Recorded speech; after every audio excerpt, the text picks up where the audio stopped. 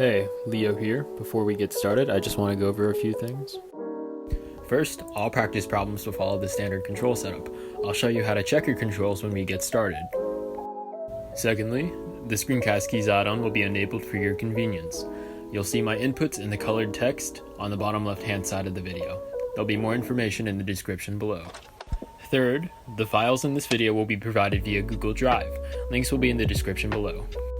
Fourth, on screen will be all of the essential controls used in this tutorial. Please feel free to pause the video and screenshot them if you need to.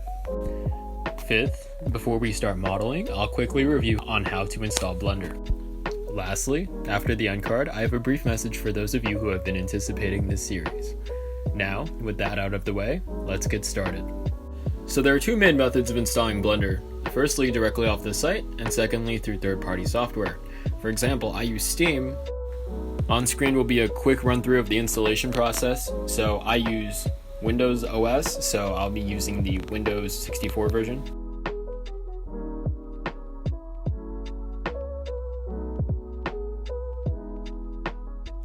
Once you have it installed, just open it up and you'll be greeted by this menu. Click General, and now we can begin. To check your controls, take a look at the top left of the program, hit Edit, go down to Preferences, and here in this menu, go down to the left, select Key Map, and here, this header of your control schemes should say Blender. If it doesn't, hit the arrow and select it from here. Close it out, and now we can actually begin. If your model isn't highlighted as shown here, simply left click on it to select it, and make sure that you're in object mode. So take a look at the top left up here, and make sure that the menu here says object mode. If not, simply hit the drop down and select object mode.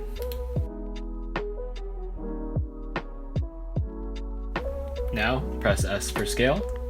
Hit X to align the scaling along the X-axis. As you can see, as I move my mouse, the object shifts in scale. Press 3 for a scale factor of 3, and hit Enter to confirm. To orbit your camera around the model, simply hold down the middle mouse button, or your scroll wheel in this case, and just simply move your mouse around. With the cube still selected, press Tab to enter into edit mode. Here, we are in vertex selection mode, as shown by the icon in blue at the top left here. If you need quick info about any tool in Blender, simply hover your cursor over the selection icon, and a pop-up will help you out. With our cube still selected, simply click off an empty space in order to deselect, press B for box selection, and highlight these two vertices. Press Delete on your keyboard, and click on Vertices. Now, your model should look like this. Now, hold Shift to enter into multiple selection. Select these three vertices on this side of the model, and press F for face. Now, click off into empty space to deselect. Use the middle mouse button to orbit around your model, and do the same, holding Shift and clicking on three vertices on this side to do the same. Press F for face.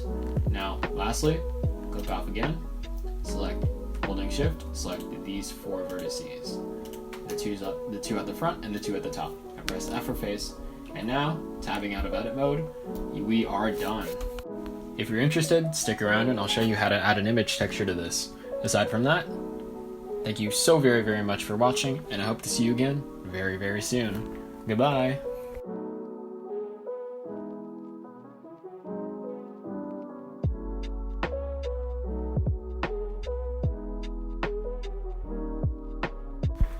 Alright, hey again. So, I swear videos like this don't take too long. I have an actual recording of the first video. It just sucks. Like, it's really bad because the audio won't work because I used the wrong device or something like that, and the quality's bad. And plus, I kind of just winged it. I didn't script it at all, and there's zero editing on it. I don't think I'm going to re-upload it, but let me know if you want me to. Aside from that, videos like this will probably stick with this format, like some notes at the beginning of the video, past the intro, and then just following through the tutorial and something like that, and maybe a little bit of extra stuff at the end, if I can, or if I'm willing to. Like, something like that. But honestly, thank you so much for waiting.